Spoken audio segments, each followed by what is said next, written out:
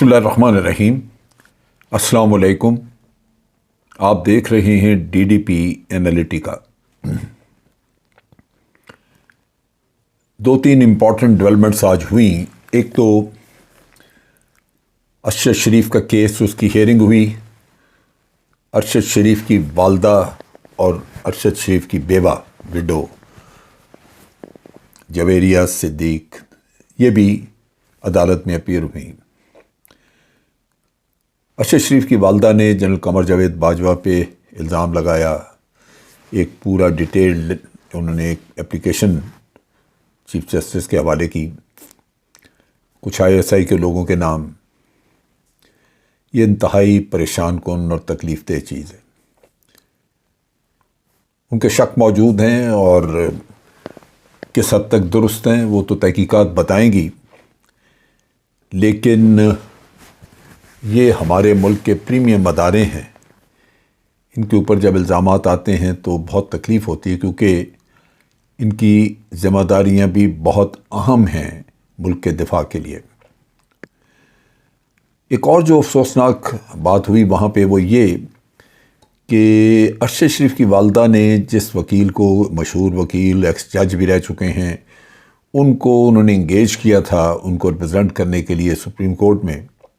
लेकिन जब उन्होंने उनकी ये पिटीशन या एप्लीकेशन देखी जिसमें जनरल कमर जावेद बाजवा का भी नाम था, तो वो भाग गए। उन्होंने कहा कि मैं आपका केस नहीं लड़ सकता। सो ये आप देखिए कि अभी सिर्फ तहकीकात होनी है। JIT का हुक्म दिया है सुप्रीम कोर्ट ने, और उसके बाद क्या होता है वो बात की बात है। लेकिन पहले ही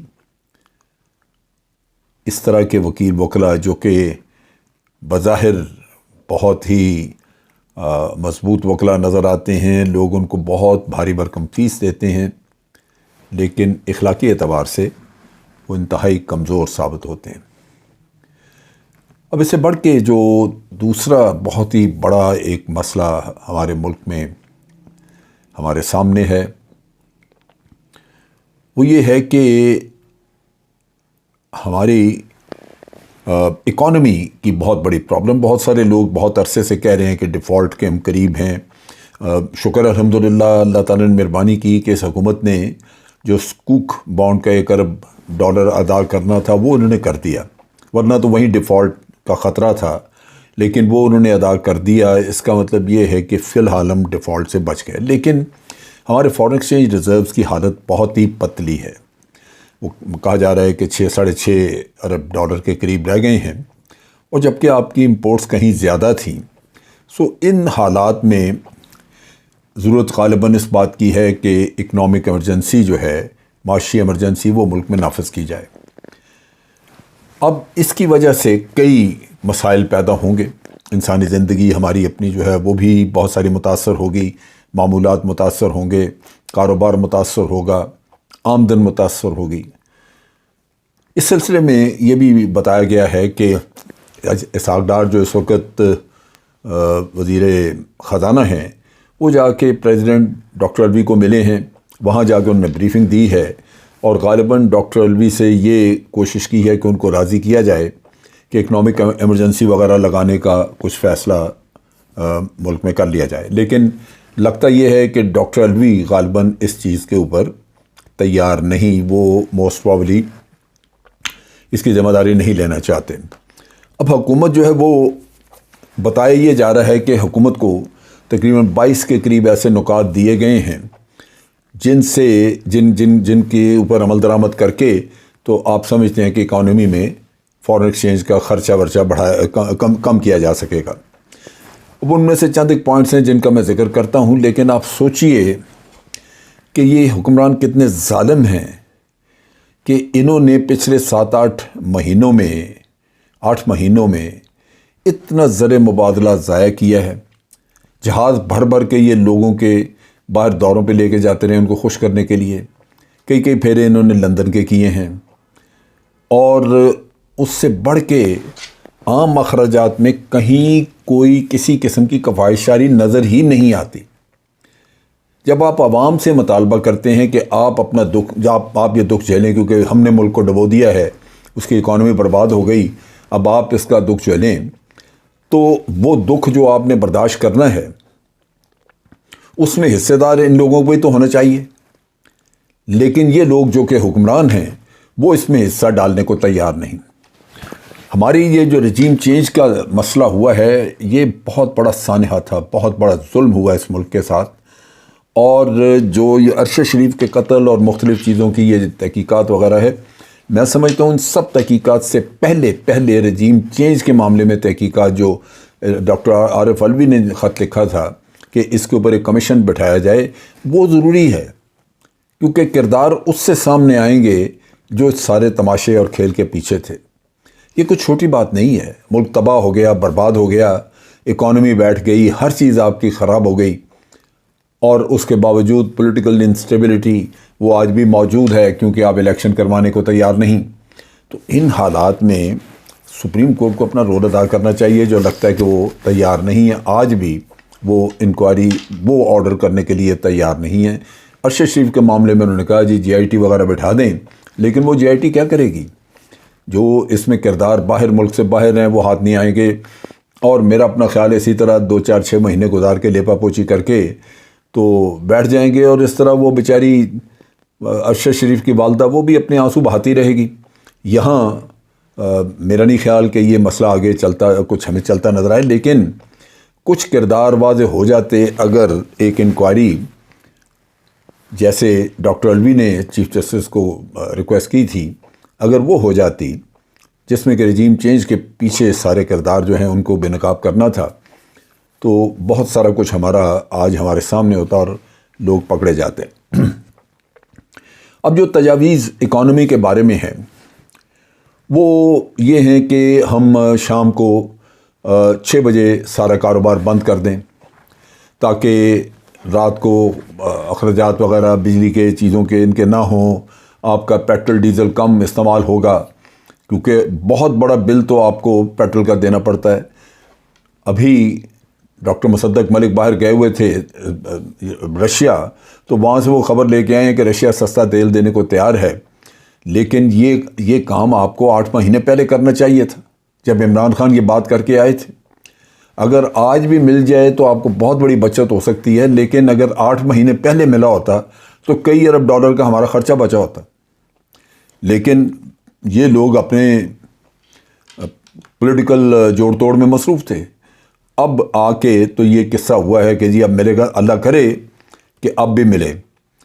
بہر صورت یہ کہہ رہے ہیں کہ جی 6 بجے تمام ریسٹورنٹس، ہوٹل ہر چیز بند کر دی جائے، ہر طرح کے کاروبار بند کر دیے جائیں، اس سے آپ کو بعض معاملات میں بچت ہوگی۔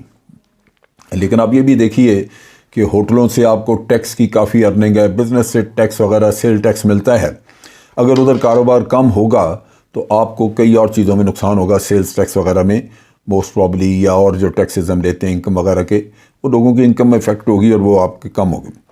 اسی طرح یہ کہا جا رہا ہے کہ جی پرسنل وہیکل جو آپ کی گاڑیاں ہیں وہ 3 دن کے لیے استعمال کریں، اور جب اس میں آپ سفر کریں تو تب بھی اس میں کم از کم 3 لوگ بیٹھے ہوں، یعنی زیادہ سے زیادہ لوگ ایک کار کو، ایک گاڑی کو استعمال کریں، اور گاڑی بھی کم چلے۔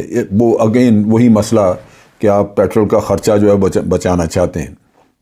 سو ٹریفک پولیس وغیرہ کو کہا گیا کہ جی آپ اس پہ پلان بنائیں۔ اچھا، یہ ساری جو میں چیزیں بتا رہا ہوں یہ تجاویز ہیں جو کہ ابھی اپروو نہیں ہوئی، کیونکہ اس میں بہت سارے اور ایشوز بھی ہیں جس میں بعد میں بات کرتا ہوں۔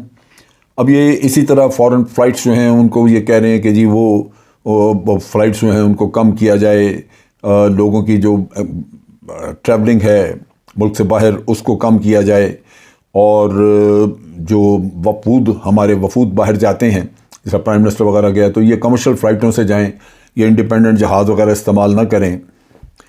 سو اس طرح کی کئی ہیں تجاویز، اور پھر یہ کہ فورن فلائٹس کی بجائے لوگ زیادہ تر کوشش کی جائے، پابندی لگائی جائے کہ پی آئی اے کے ذریعے ٹریول کریں، جس سے آمدن پی آئی اے کو ہو، اور کچھ جرمانے وغیرہ رکھے ہیں کہ اگر کوئی آدمی ٹیکس نہیں دیتا لیکن باہر کا دورہ کرنا چاہتا ہے تو اسے 65,000 روپے کا وصول کیا جائے فائن۔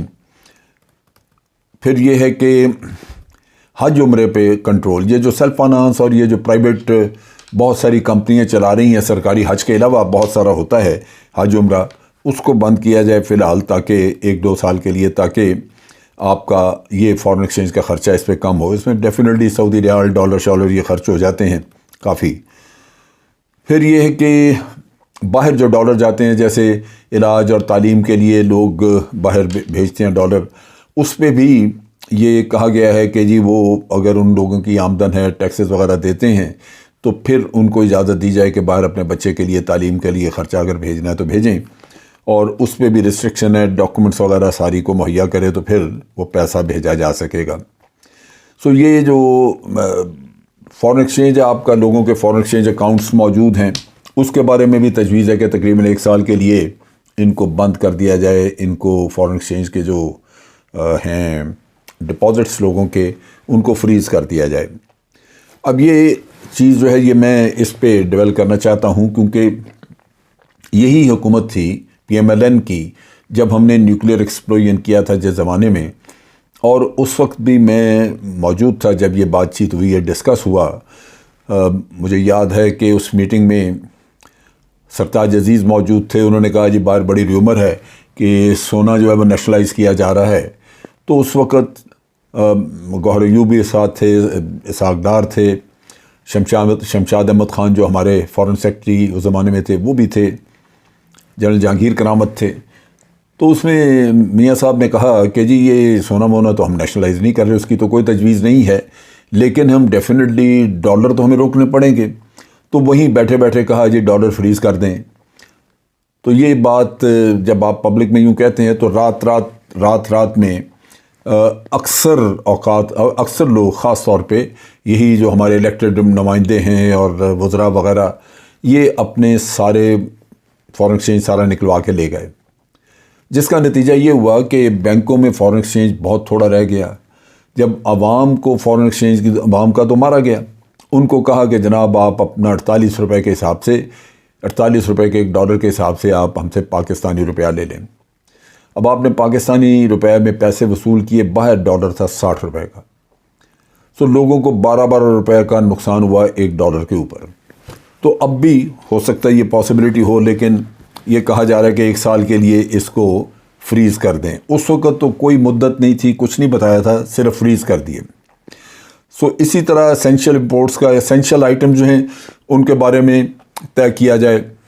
ہمیشہ یہ کہا گیا، جو اکانومسٹ ہیں، میری جب بات چیت ہوتی رہی تو ہمیں ایڈوائز کرتے رہے کہ 1 سال کے لیے نئی گاڑیاں باہر سے منگوانی بند کر دیں، 1 سال کے لیے آپ یہ جو موبائل ٹیلی فونز وغیرہ ہیں یہ نئے باہر سے منگانا بند کر دیں۔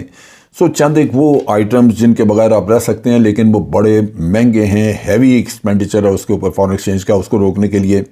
لیکن بہرصورت یہاں پہ تجویز یہی ہے کہ آپ مشینری پلانٹ وغیرہ اگر کوئی ایسا منگوانا چاہتے ہیں تو جب تک اشد ضروری نہ ہو وہ نہ منگوائیں۔ لیکن جو دوسری چیز ہے کہ لگژری آئٹمز وغیرہ ان کو روکنے کی ضرورت ہے، ان کی امپورٹ روکنے کی ضرورت ہے۔ سو آل انورڈ سیٹلمنٹس، یعنی باہر سے جو بھی ڈالر میں پیمنٹ آئے اس کو ڈالر حکومت رکھے اور آپ کو پاکستانی روپے میں ادائیگی کر دے۔ یہ آلریڈی کر بھی رہے ہیں، بہرصورت یہ تجویز میں بھی شامل ہے۔ اور باقی یہ ہے کہ فورن ٹرپس بہت سارے روک دیے جائیں، ان کو روکا جائے تاکہ اس پہ خرچہ بچے، اور یہ ان کو شروع دن سے کرنا چاہیے تھا۔ بات ہوتی ہے تو ضرور کہتے ہیں کہ جناب ہمیں اکانومی بڑے برے حال میں ملی، یہ وہ برے حال، بھائی برے حال میں تھی تو آپ عیاشی کیوں کرتے رہے؟ یہ وہ دکھ ہے کہ آپ نے اس وقت سے اتنا فارن ایکسچینج ضائع کیا، کوئی خواہش نہیں تھی، کوئی کوشش نہیں تھی کہ روس سے سستا تیل فوراً لیا جائے تاکہ پیسہ بچے۔ سو یہاں پہ اس طرح کی تجاویز ہیں کہ لوگوں کے فورن ٹریول وغیرہ پہ پابندیاں وہ کم کر دیے جائیں، اور سب موومنٹ جو ہے کمرشل فلائٹس پہ ہو، وزراء وغیرہ یہ اپنے جہاز لے کے نہ جائیں۔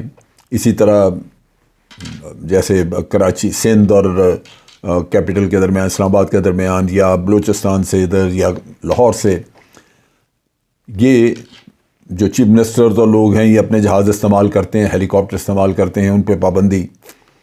سو یہ چیزیں ہیں ایسی جن کی بات چیت کی جا رہی ہے۔ خطرہ اس میں صرف یہی ہے کہ یہ لوگ اپنے ڈالر نکال کے لے جائیں گے، دوسرے لوگ مارے جائیں گے، اور اس کے ساتھ ساتھ یہ پرپوزل جو ہیں یہ جب لگیں گی تو اکنامک ایکٹیویٹی آپ کی مزید کم ہوگی، ٹیکس کلیکشن کم ہو جائے گی، اس کے علاوہ جو آپ کے کاروبار ہے اس کا ٹائم کم ہوگا، وہ بھی کم ہو جائے گا کاروبار۔ تو حکومت چلانے میں جہاں بچت کرنے کی ضرورت ہے وہ اس کا کوئی ذکر نہیں ہے کہاں پہ کہیں پہ، یعنی وہ کھانے کرنے ہوں، پرائم منسٹر ہاؤس کا خرچہ ہو، کہیں بھی جو اخراجات ہیں باہر کے ٹورز کے یہ وہ اسی طرح ہیں۔ تو میں سمجھتا ہوں کہ ان حالات میں عوام کی حمایت حاصل کرنا مشکل ہوگا، کیونکہ آپ اگر عوام پہ ظلم توڑیں اور اپنے معاملات اپنی عیاشی پہ کمی نہ آنے دیں تو پھر عوام آپ کے ساتھ ہمدردی نہیں کرتے، بصورت نقصان ملک کا ہوگا۔ پاکستان اس وقت ایک بہت ہی مشکل حالات میں ہے، مشکل دور میں ہے، خاص طور پہ اکانومی کے نقطہ نگاہ سے، لہٰذا یہاں پہ فیصلے بڑے سوچ سمجھ کے کرنے ہوں گے۔ اب تک کے لیے اتنا ہی۔ افواج پاکستان زندہ باد، پاکستان پائندہ باد۔